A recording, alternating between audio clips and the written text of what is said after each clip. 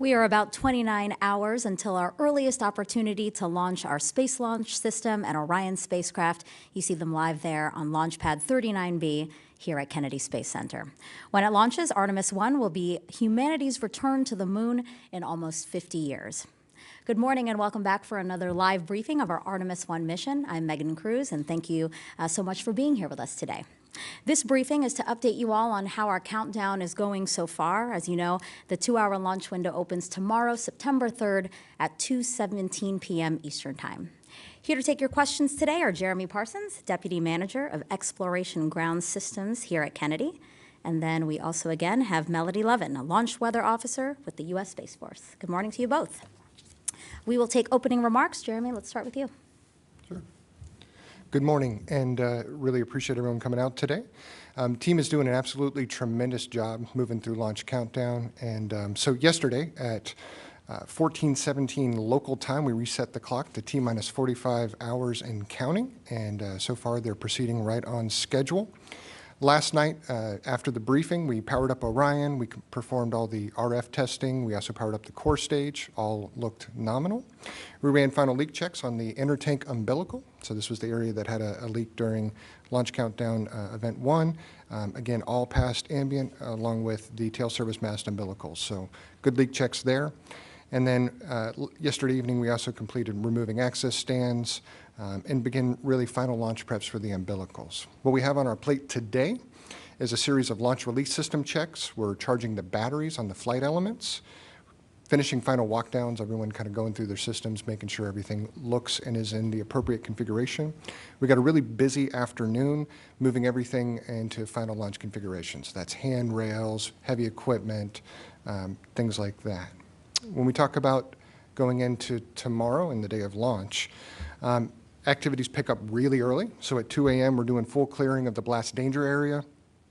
We get into air to GN2 switch over at about 3:30 a.m. And so that allows us to then go into what we have is called a tanking meeting at 4:45 a.m. And we expect to get a decision coming out of there to where we can begin cryo operations at about 5:30. At 8 a.m., you'll expect to get into the engine bleed kickstart. So that's going to be one of those big milestones, again, that we're going to pay attention to. That will go on for about an hour. And afterwards, we'll be into replenish in terms of our commodities at that point for liquid hydrogen. When we get into after that, we have a pre-press test at T-minus 2 hours and 20 minutes. And so that'll be bringing the tank up to flight pressure for a period of time. That's really a risk mitigation for when we get into terminal count, so we don't run into any unexpected issues there. And then right now, we're on track for a 2:17 p.m. launch. We have a 2-hour window. And so right now, team has really just done a fantastic job getting us out of launch attempt number 1, repairing all the issues, and getting us into a safe configuration to proceed into tomorrow's launch attempt. With that, that's kind of the quick update. Melody, you want to go through the weather, please? Absolutely. Good morning, everyone. So the weather continues to still look pretty good for the launch attempt on Saturday. The flow has become onshore this morning, so let's go ahead and look at satellite, and so we can go ahead and talk about what's happening right now. And as satellite's being pulled up, you can see there's actually a very weak trough positioned off to our north. And if you're able to focus your eyes just north of the Space Coast, you can see some thunderstorms forming close to Daytona this morning. Basically, that's indicative of onshore flow starting up, and we did see that with our morning weather balloon that was put up in the air earlier this morning. So with that onshore flow regime starting, it should strengthen as we get into Saturday, and that will likely do us some favors as we get into the later portion of the launch window Saturday afternoon. Again, we are expecting our weather to start off a little bit dicey as we get into the 11 o'clock, 12 o'clock time frame. So we'll go ahead and, since I'm already talking about the launch window weather, we'll go ahead and flip to that next slide of looking at that. So our weather is going to start off at a 40% probability of violation, which of course means a 60% go.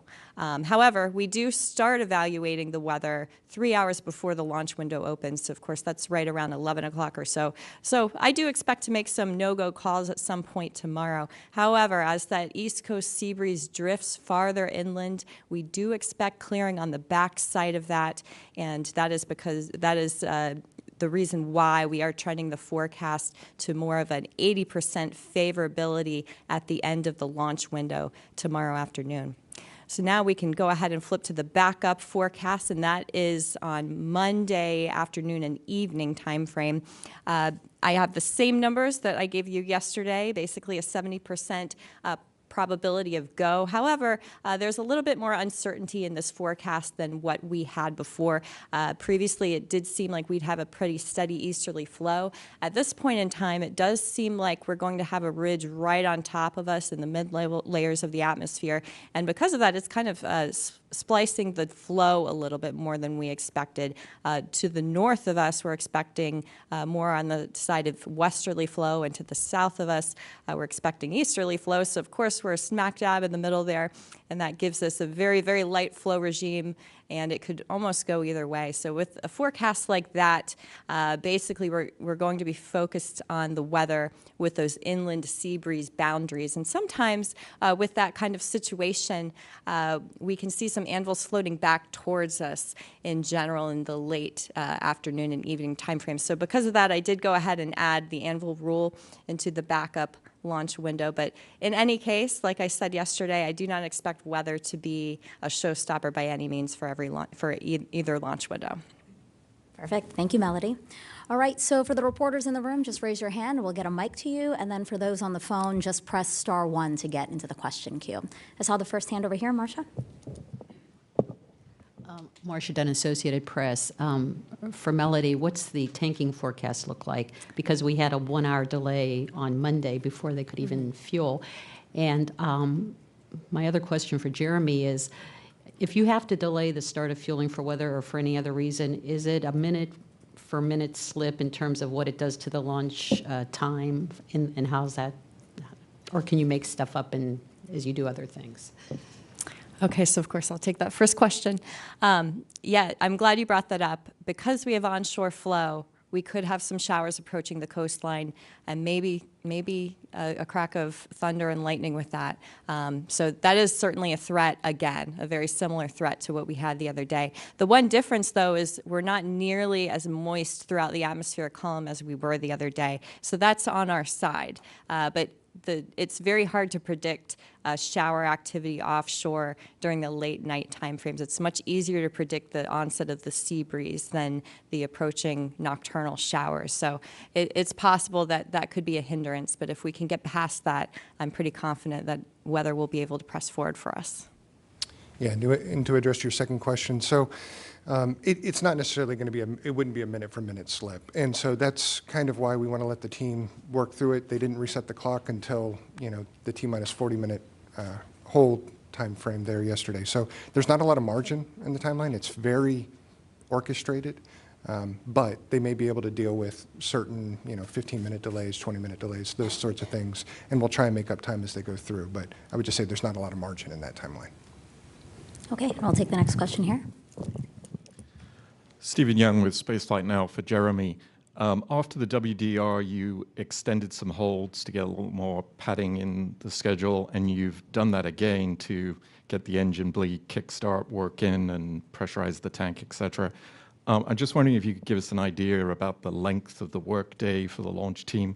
When people come in, is it multiple shifts? How does that work? And are there any post-launch traditions that we should expect to see? Will there be beans and maybe a pair of scissors involved? Great question, and really appreciate that. So we're watching the team really closely. It's not one size fits all, right? So some systems, it may be a couple of different folks going through. When you look at some of the leadership, like Charlie or some of our integration console, they're playing for about 12-hour days. Is really kind of what we're going into right now. If we get into a scrub or at the end of the window, it could go a little bit longer than that. But in general, kind of what we're saying is, 12-hour days is what we're really scheduling them for. We've really been watching the team closely. For example, I'm here this morning so we can give Charlie the morning off, right? And some of the key test conductors and test directors. And so we're just really kind of focused on them. We're talking to them. We're making sure that they feel good and healthy kind of going into tomorrow's attempt and are rested. When you talk about what are some of the celebrations, so we will have beans and cornbread in the Launch Control Center afterwards, and the integration console has all asked Ms. Blackwell Thompson to cut their ties afterwards, so pretty excited to see those things.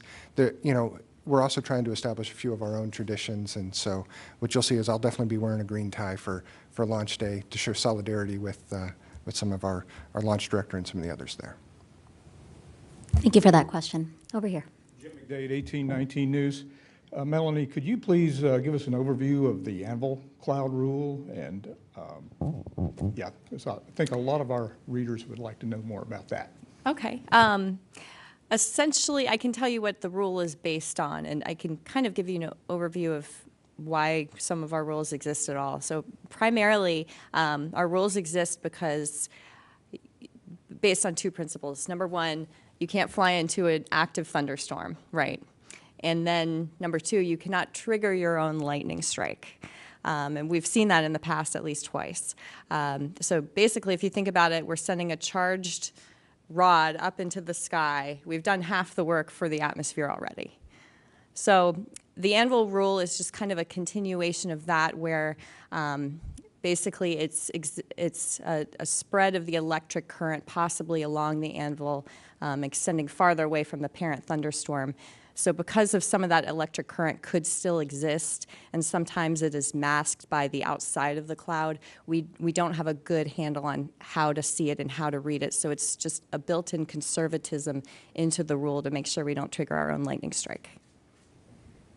Okay, we'll go to the phones, and then we'll come back here to the room. I see the two hands in the front row. On the phone, we have Bill Harwood, CBS News.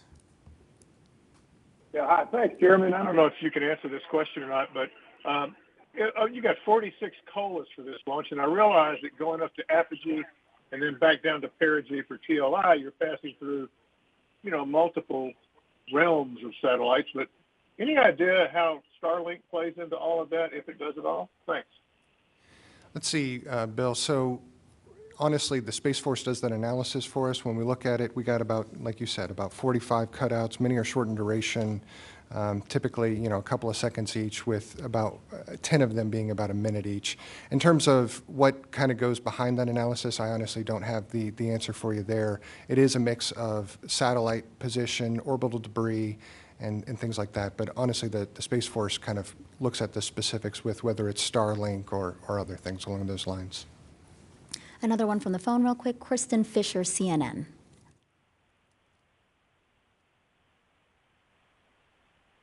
Kristen, are you there? Oh, sorry, guys. Sorry. It took me a minute to get off hold. My apologies. Just wondering if it would be possible to get a update on exactly what the new duration of this mission is going to be. I believe Mike Serafin said yesterday 37 days, but some of our folks at CNN were trying to do the math, and we weren't quite seeing it add up. So could we just get an update on, I believe the first launch attempt, it would have been 42 days. If it goes on Saturday, how long will the mission be? Thank you. Yeah, so as you started kind of doing the count, I think a couple of the things that are relevant there is, do you count the launch day? And so essentially that's probably where you're kind of getting a couple of different durations. And then we're also just a couple hours shy of 38 days, I believe. Right now, if we launch tomorrow afternoon, we would land on October 11th at 11:10 Pacific time. So so that kind of gives you the duration. And what we would say is it's approximately 37 days to 38 days, depending on kind of where you choose to draw those lines. Thank you, Jeremy. Okay, here. Smith, spacepolicyonline.com. If you do have to scrub tomorrow, I gather you've got Monday and Tuesday as possibilities. Is that the end? I mean, at that point, do you have to roll back to the VAB because of replacing the battery in the flight termination system, or are you negotiating with the range to see if they could extend that some more, or do you absolutely positively have to go back to the VAB? Yes, ma'am. It's a good question. So right now, it's our flight termination system is the kind of the pacing function for needing to roll back after this launch period. And what it is it's based off retest requirements. So right now, the range says every so many days you need to, prior to launch, you have to test that flight termination system. Right now, we worked with them. We provided data for a little over 20 days since we tested it to launch time. we believe we would need to roll back and retest that system just to meet the range requirements. So right now, after 9/6, we'd roll back, retest. We don't actually have to replace the batteries until the next launch period, but it's a relatively short retest of the flight termination system just to provide confidence to the range that the public will be safe. Follow-up, will you be able to recharge the batteries on the 5 accessible CubeSats while you're back in the VAB? So I honestly, I can follow up with you on that one. Typically, what we would do is during power up, we're able to recharge, make sure everything's very good. A number of those will actually be charged up on orbit as well, but I can get you a specific answer on that one because I'm not positive. All right, the front row here. Thank you. Tarek Malik with space.com for Jeremy. You mentioned that there's a possibility of catching up and making up time if you do get delayed on taking it. I'm just curious, where are the windows to do that? Is it just opening the hoses on the fuel line faster to fill or coming out of holds earlier? And how do you make that decision? Thanks. So there's a couple of built-in holds throughout the timeline. I mean, there's activities throughout all of that. And so if, for example, we get to chill down a little bit quicker than expected or to the 100% filled on the tank and go into replenish. Again, it's minutes that you can make up in a number of those things, but there is not much padding in the timeline. What you saw on the first attempt was, we were probably an hour down due to weather, and as we kind of progressed through the first 4 to 5 hours, we had maybe made up 10 to 15 minutes, that sort of thing. So really it depends on, speed, rate of chill downs. They're not going to change valve positions or anything like that. We have a question in the third row over here. Hi. Thanks very much. Test your arms. Irene Klaus with Aviation Week. I have 2 questions. The first is, were there any other changes made that would cover the last 29 seconds of the countdown that, of course, were not done in the wet dress, but were practiced in the green run, based on what you've learned with the sensor configurations and the LH2 flow? That's one question, just kind of to take us through the last 29 seconds of the countdown that haven't been tested yet, and if there's any changes in the process.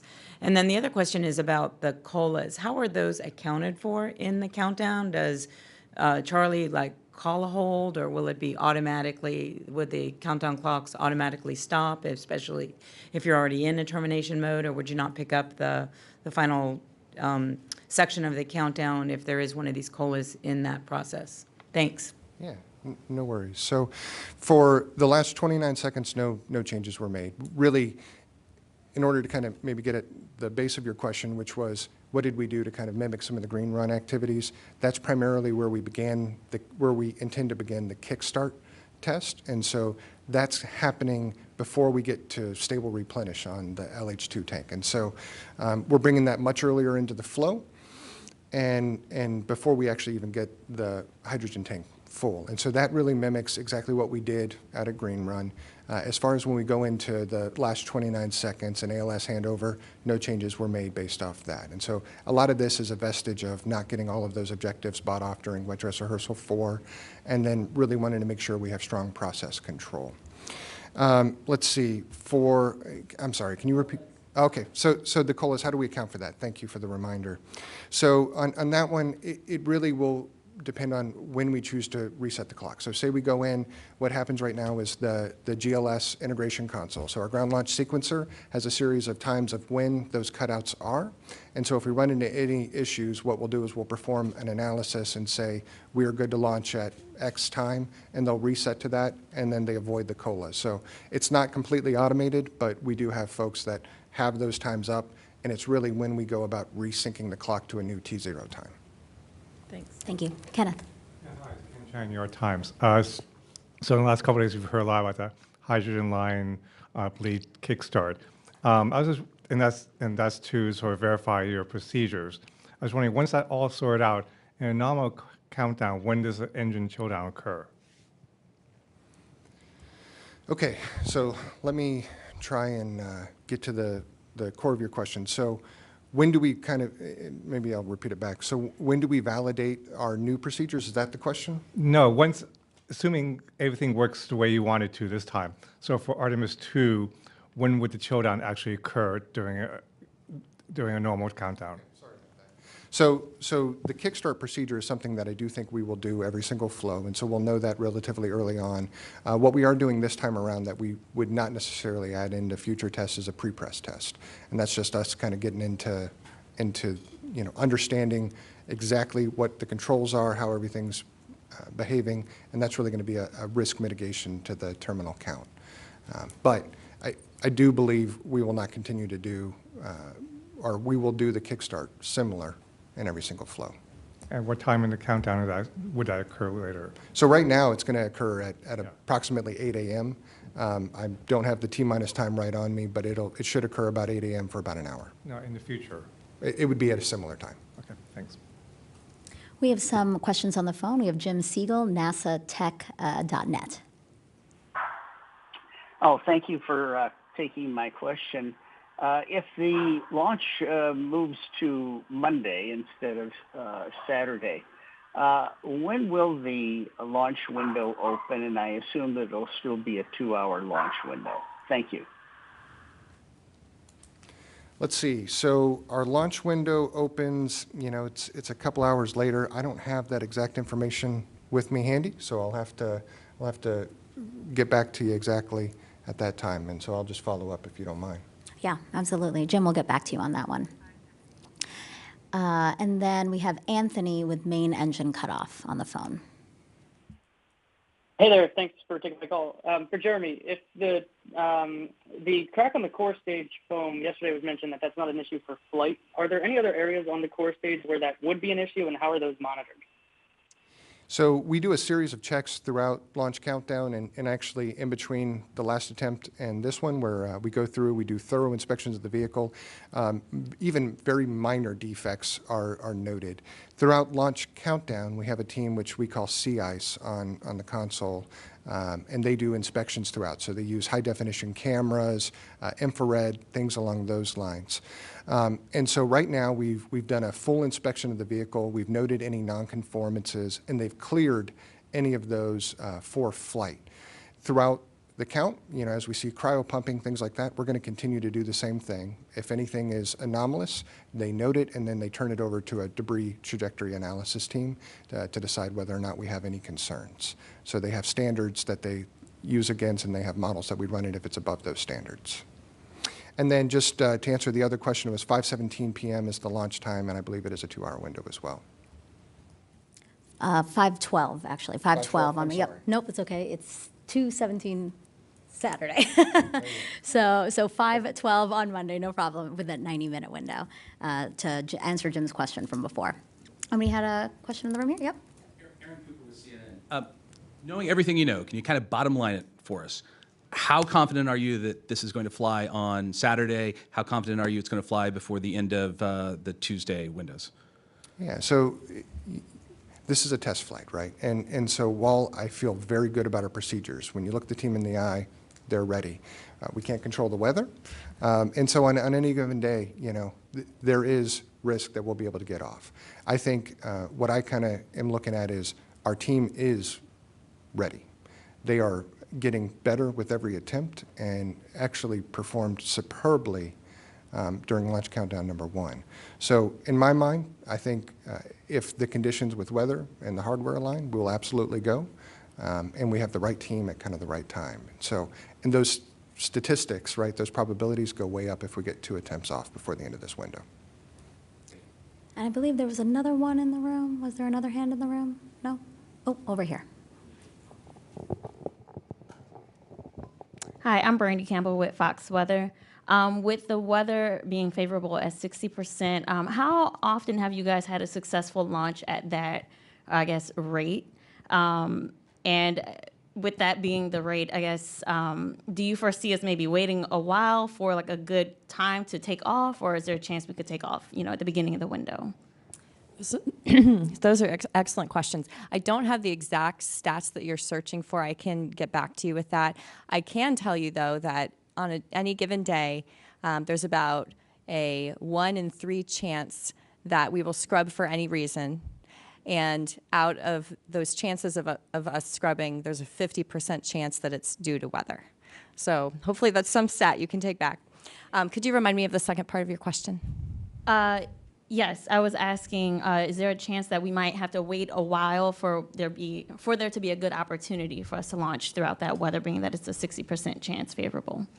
It's entirely possible, and that's why I trended the forecast as such I did today, making it worse at the beginning of the window and a little bit more favorable at the end. It really all depends on that sea breeze and whether it moves inland as fast as we are expecting. If we are looking at the balloon data in the morning and that easterly flow is not nearly as established as we were hoping to see, we could run into a situation where we're red a little bit longer than we expect to be. But overall, that sea breeze does tend to win out with easterly flow, regardless of truly how strong it is. Okay, we don't have any other questions on the phone. If we're done here in the room, then I think we can wrap up today's news conference. Again, thank you, Jeremy, Melody, and everyone who asked questions. For more information on Artemis I, we're going to pull up some resources here on the screen. You can take a look at this website. Also follow us on the social media channels you see there. Coverage of us tanking our moon rocket will begin at 5:45 a.m. Eastern Time tomorrow on NASA TV. And then our live launch coverage will begin at 12:15 p.m. For our Spanish viewers, our Spanish launch broadcast will begin at 1 p.m. We hope you can join us. Thanks so much.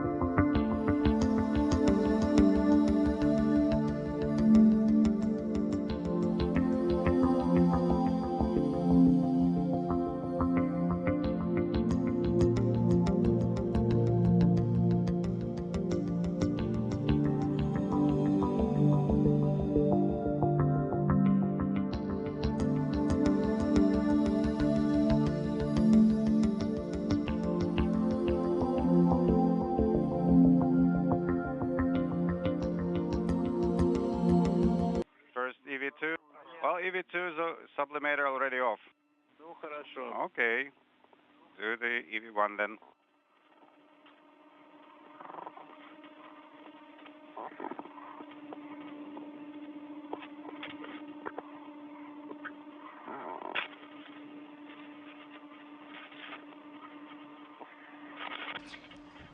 If you're just joining us, good morning and welcome to Mission Control Houston. You are currently seeing a live view outside of the International Space Station.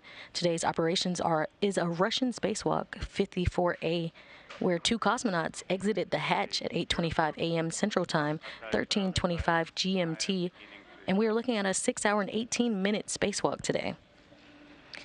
Expedition 67 Commander Oleg Artemiev and Flight Engineer Denis Matveyev, both of Roscosmos, exited the space-facing Poisk module.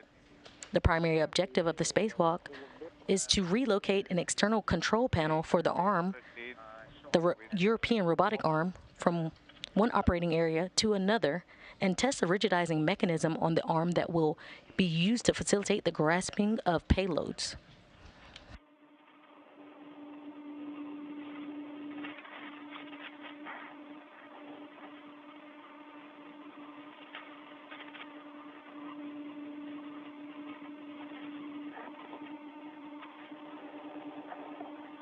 Наблюдаем ваши картинки, так что по мере неукладок, пожалуйста, прошу доклад. We are not getting a video, so please provide voice commentary for your kit operations.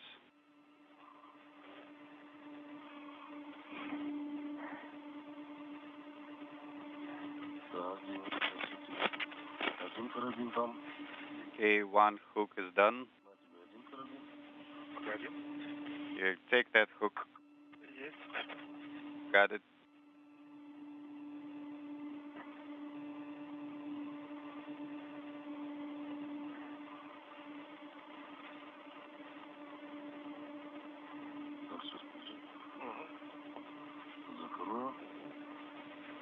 Closing this one.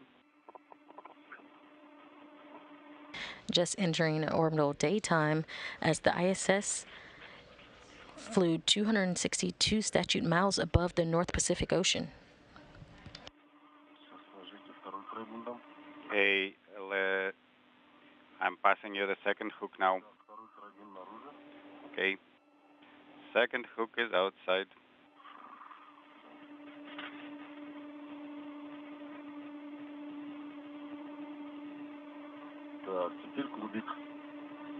Okay, now the cube.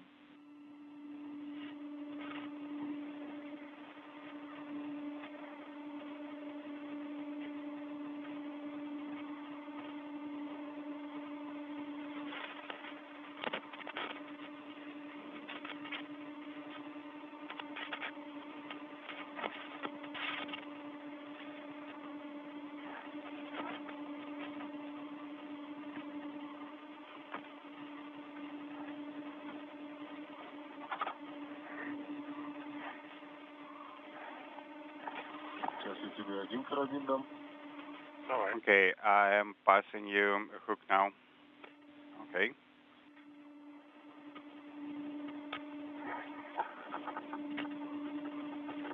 Сейчас, подожди секунду. Геннадий, можно автоматически СТР включить? Gennady, is it possible to have auto STR on? Проверьте среднее положение. Yes. Тепло-холод. Please make sure heat cold switches in middle position. The two in 0 and turn on. Так, 0, среднее. Так, я включу. EV2 has auto thermal control on. Ditto, EV1. Copy, EV1, EV2.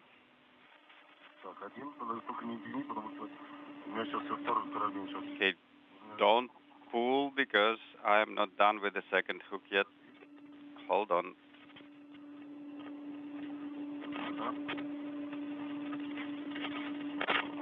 Зацепил первый. Okay, hook 1 attached. Okay, start retracting.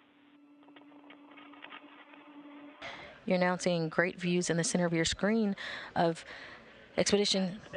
And here comes the second one. I got the second one. You're seeing Expedition 67 Commander Oleg Artemiev and Flight Engineer Denis Matveyev.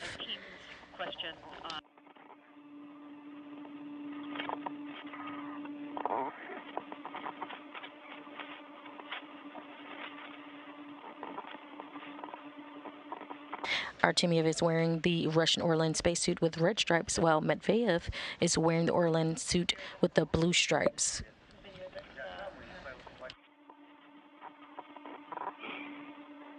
This will be the 8th spacewalk for Artemiev and the 4th for Matveyev.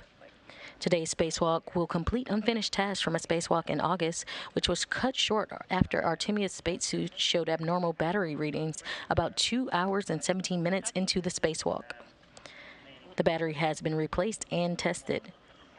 During the previous spacewalk, Artemiev and Matveyev completed the installation of a pair of cameras on the arm and removed parts attached to the arm's end effector before the spacewalk ended. So I put it here, as you wish. The European robotic arm, which launched last July attached to the Nyoka module, will be used to move payloads and equipment outside the Russian segment of the station, joining the Canadian-built Canadarm2 robotic arm and the Japanese arm already supporting station maintenance, operations, and research. In